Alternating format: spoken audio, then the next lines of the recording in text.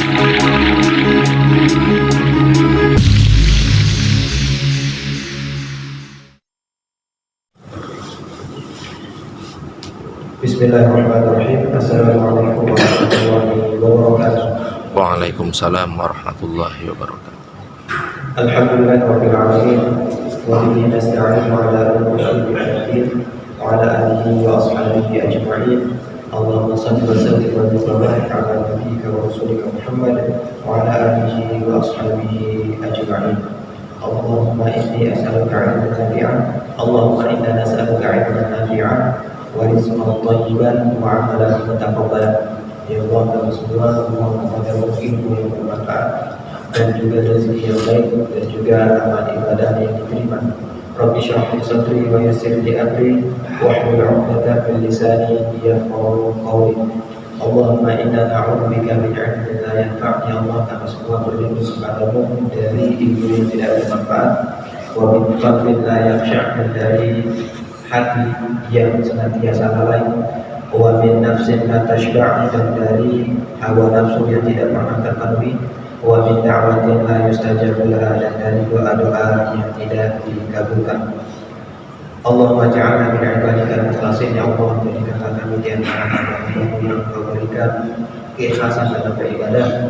Allahumma taqabbal minna ya karim. Ya Allah, terimalah seluruh amal ibadah kami. Amma ba'du, jamaah rahimahillah wa iyyakum jami'an.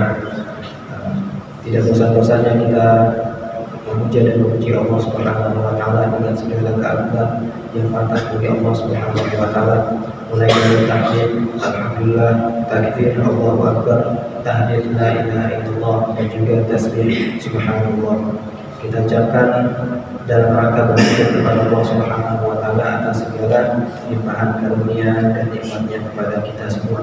Dan yang kedua, salawat serta salam semoga tetap tercurahkan kepada baginda Nabi besar Muhammad SAW, suri tauladan kita, dia mana setiap segi-segi kehidupan beliau sebagai pedoman hidup kita, bagaimana setiap apapun yang dilakukan oleh Rasulullah SAW, kita berusaha sekuat tenaga untuk bisa mencontoh Nabi SAW agar kita mendapatkan keberkahan dunia dan juga mendapatkan pahala Allah di sisi Allah Subhanahu wa taala. Jamaah rahimahillah wa iyyakum jami'an, mengingat kita telah di separuh kedua dari bulan Sya'ban, yang mana Aisyah mengingatkan kepada umat Islam bahwasanya beliau tidaklah mengqadha puasa-puasa wajib yang wajib atas beliau, atau mengqadha puasa-puasa yang tidak sempat beliau laksanakan di bulan Ramadan kecuali pada bulan Sya'ban. Maka dari itu, bagi para jemaah atau keluarga-keluarga di rumah yang masih memiliki hutang Ramadan, maka silakan untuk segera dilunasi. Jemaah rahimahillah wa iyyakum jami'an, yang biasanya kita bahas kitab Al-Minahul 'Aliyah fi Bayan Sunnah Yawmiyah, kitab yang membahas tentang beberapa sunnah-sunnah yang bisa dikerjakan setiap harinya. Namun kita akan membahas pada pagi hari ini sebuah tema untuk menyambut bulan suci Ramadan. Tema yang mungkin agak unik, atau judul yang mungkin agak unik, yaitu tentang makan. Kita ketahui bersama bahwasanya puasa atau bulan Ramadan adalah bulannya berpuasa, bulannya membaca Al-Quran. Namun kenapa kita saat ini membahas tentang makan? Tentunya jamaah rahimahullah wa iyyakum, makan ini adalah hal yang mubah. Makan ini adalah hal yang mubah, dan ketika hal yang mubah yang berulang-ulang kita lakukan, jika bisa kita ubah menjadi suatu yang berpahala, amalan yang mendapatkan pahala, maka sungguh bagus sekali. Kami ulangi, hal yang mubah yang dilaksanakan terus menerus, jika bisa dirubah menjadi sebuah amalan yang bernilai pahala di sisi Allah Subhanahu wa taala, maka sungguh sangat bagus sekali. Jemaah rahimahullah wa iyyakum jami'an, tentunya pada bulan Ramadan pun kita masih makan. Di bulan Ramadan pun kita masih makan. Dan makan yang kita maksud pada kesempatan kali ini adalah bukan hanya makan doang, akan tetapi makan dalam jumlah gimana pun sedikit, sesedikit apapun, sebanyak apapun, yang penting ketika kita mengkonsumsi makanan. Jamaah rahimahullah wa iyyakum jami'an, mungkin banyak sudah kita dengar tentang bagaimana para ustadz dan para penceramah menyampaikan bahwasanya salah satu cara agar makan ini bisa bernilai pahala di sisi Allah Subhanahu wa taala, yaitu ketika kita meniatkan hal tersebut agar kita kuat dalam beribadah, agar kita semangat dalam beribadah. Ya, memang ini adalah poin yang pertama, bagaimana kita meniatkan aktivitas yang mubah ini, makan yang mubah ini, kita niatkan untuk agar kita kuat beribadah, semangat beribadah, maka insya Allah ini sudah bernilai pahala di sisi Allah Subhanahu wa taala. Kemudian poin yang kedua tentang makan, bagaimana kita bisa merubah aktivitas mubah ini menjadi pahala. Yang kedua adalah makan dengan tangan kanan. Makan dengan tangan kanan. Mungkin ya memang kita semua sudah menerapkan hal ini, akan tetapi kita ingin menghadirkan bahwasanya yang sedang saya lakukan ini bernilai pahala di sisi Allah Subhanahu wa taala. Itu yang ingin kita sadarkan, diri kita. Ya, memang kita semua sudah alhamdulillah makan dengan tangan kanan, akan tetapi kita ingin menyadarkan diri kita bahwasanya apa yang kita lakukan ini bernilai pahala di sisi Allah Subhanahu wa taala jika memang kita meniatkannya, jika memang kita menghadirkan hal tersebut. Yang kedua kita ambil lagi, yaitu makan dengan tangan kanan. Kemudian yang kedua sebenarnya membaca doa. Membaca doa dulu, kemudian makan dengan tangan kanan. Membaca doa ya, dengan mengucapkan bismillah, membaca doa dengan mengucapkan bismillah, itu insya Allah kita mendapatkan pahala. Kemudian makan dengan tangan kanan, insya Allah kita juga mendapatkan pahala.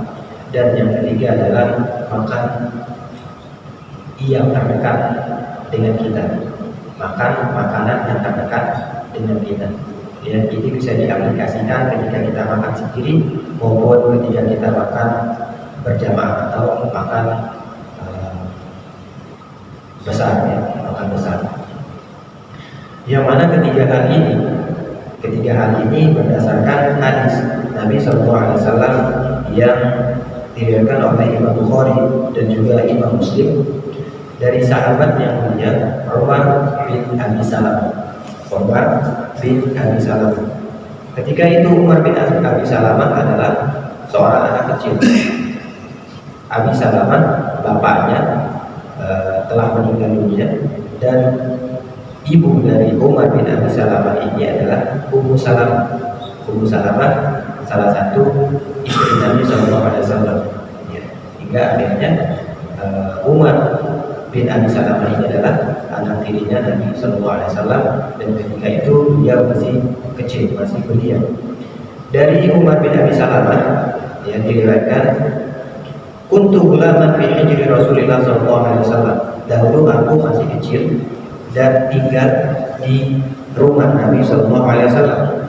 Wa kana dia tatishu fi sofha, dan ketika makan aku makannya tidak beraturan, makan dari sini. Maka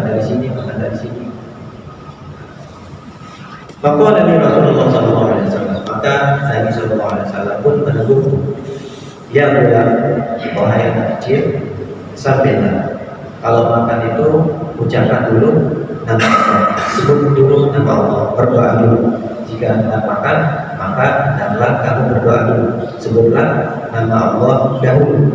Wa qul bi yaminik, dan makanlah dengan tangan kanan. Wa qul bi yaminik, dan makanlah yang menjadi bagian, yang menjadi teritori, ya, yang menjadi hakmu. Jangan makan tidak beraturan seperti ini.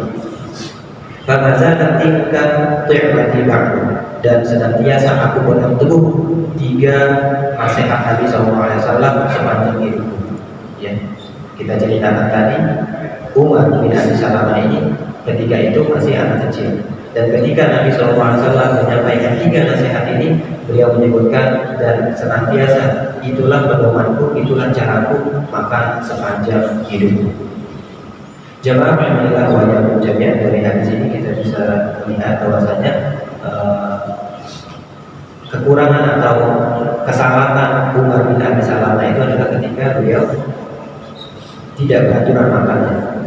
Akan tetapi Nabi SAW menambah nasihat, menambah ilmu bagi Umar bin Abi Salamah. Artinya ketika kesalahannya itu makan tidak beraturan, maka jika ingin meluruskan kesalahan itu saja, Nabi SAW hanya akan menasehati nasihat yang ketiga saja, makanlah di wilayahmu saja, bagianmu saja. Itu sudah cukup untuk menerangkan bahwasanya perilaku yang dilakukan oleh Umar bin Abi Salamah itu adalah perlakuan yang atau aktivitas yang kurang baik. Akan tetapi di sini Rasulullah SAW ingin mengajarkan adab yang lebih, ya, ingin mengajarkan ilmu yang lebih penting juga daripada hal yang tadi, yaitu yang pertama harus makan, sebelum makan itu harus membaca doa, mengucapkan nama Allah Subhanahu wa Ta'ala, dan yang kedua adalah harus dengan tangan kanan, dan yang ketiga adalah baru nasihat yang mengena dengan atau nasihat yang faktual dengan kejadian yang sedang terjadi, yaitu makanlah di tempat atau makanlah di bagianmu sendiri. Jamaah rahimahillah wa iyyakum jami'an, maka ketika kita yang pertama mengingatkan makan ini untuk kuat beribadah kepada Allah Subhanahu wa Ta'ala, maka insyaallah kita akan mendapatkan pahala. Ketika kita menghadirkan pada diri kita bahwasanya ketika makan pun dan hendak makan pun kita membaca bismillah, membaca menyebut nama Allah Subhanahu wa Ta'ala, maka kita akan mendapatkan pahala. Ketika makan dengan tangan kanan, yang mana makan dengan tangan ini memang aktivitas kita, akan tetapi dengan menghadirkan hal tersebut, insya Allah kita akan mendapatkan pahala menghadirkan hadis ini maksud saya. Dan yang ketiga adalah makan di bagian terdekat dari piring kita, ya, maka insya Allah itu juga akan mendapatkan pahala. Dan yang terakhir sebelum kita tutup, ada sebuah hadis yang sangat-sangat rugi untuk tidak diketahui, ya, sangat-sangat rugi bagi kita untuk tidak diketahui. Hadis ini diriwayatkan dari sahabat yang mulia Mu'adz bin Anas radhiyallahu ta'ala anhu, diriwayatkan juga atau terbantu di dalam kitab At-Tirmidzi dan Ibnu Majah dan juga Abu Dawud dan dinilai hasan. Hadisnya adalah man akala ta'aman, barang siapa yang setelah usai makan sebuah makanan atau makan suatu makanan, kemudian dia pun berdoa, alhamdulillahilladzi at'amani hadzal ta'am, alhamdulillah alladzi at'amani hadzal ta'am. Segala puji bagi Allah Subhanahu wa Ta'ala yang telah memberikan aku makan dengan makanan ini. Wa razaqani, dan telah memberikan rezeki kepadaku makanan ini. Bidghairi haulin minni wala quwwah, yang mana untuk menghadirkan makanan ini tidak ada daya dan upaya dariku. Bidghairi haulin minni wala quwwah, menghadirkan makanan ini tidak ada upaya dan daya dariku, dan untuk memakan makanan ini juga tidak ada upaya dan daya dariku. Ini adalah reaksi dari hadis, reaksi dari doa setelah makan. Maka apa kata Rasulullah SAW? Ghufira lahu ma taqaddama min dhanbi. Maka niscaya orang yang membaca doa ini, dosa-dosanya yang telah lalu akan diampuni oleh Allah Subhanahu wa Ta'ala. Maka aktivitas mubah ketika kita mengetahui ada hal-hal yang bisa kita gunakan agar aktivitas mudah ini mendapatkan pahala menghapus dosa, mengapa tidak? Ya. Kami ulangi doanya, Alhamdulillah alladzi at'amani hadzal ta'am wa saqani, itu di doa yang lain, kita ada. Alhamdulillah alladzi at'amani hadzal ta'am wa razaqani min ghairi haulin minni wala quwwah. Hadisnya ghufira lahu ma taqaddama min dhanbi. Maka niscaya Allah Subhanahu wa taala akan mengampuni dosa-dosanya yang telah lalu. Kemudian di sini disebutkan di dalam Quran wa ma taqaddama, dan juga dosa-dosanya yang akan datang. Berarti ketika ada dalam Quran di sebuah hadis, maka itu artinya di dalam riwayat lain disebutkan juga dosa-dosa yang akan datang akan diampuni oleh Allah Subhanahu wa taala. Oleh karenanya marilah kita menghadirkan keutamaan ini, fadilah ini ketika kita hendak makan dan selesai makan. Itu saja yang dapat kami sampaikan. Kita ulangi, yang pertama adalah menyiapkan makan ini agar kita semangat beribadah. Yang kedua adalah membaca doa. Yang ketiga adalah makan dengan tangan kanan. Yang keempat adalah makan di daerah atau bagian kita yang terdekat dengan kita. Dan yang kelima adalah membaca doa, alhamdulillahilladzi at'amani hadzal ta'am wa razaqani min ghairi haulin minni wala quwwah. Maka kita insyaallah akan diampuni oleh Allah Subhanahu wa taala. Hadis ini hasan, diriwayatkan oleh Imam At-Tirmidzi, Imam Abu Dawud, dan juga Imam Ibnu Majah. Kita tutup dengan doa kafaratul majlis. Subhanallah wa bihamdika, asyhadu an la ilaha illa anta, astaghfiruka wa atubu ilaik. Wassalamualaikum warahmatullahi wabarakatuh. Waalaikumsalam warahmatullahi wabarakatuh.